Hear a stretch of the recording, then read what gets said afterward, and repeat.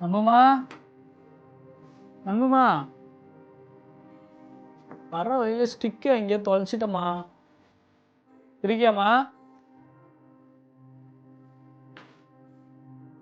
ஆ வந்துட்டீங்களா? வந்துட்டம்மா. இன்னைக்கு ரொம்ப கஷ்டமாயிடுச்சுமா. என்னாச்சு? ஸ்டிக்கு தொலைஞ்சு போச்சு. எவ்வளோ தேடி கிடைக்கவே இல்லைம்மா. அச்சச்சோ!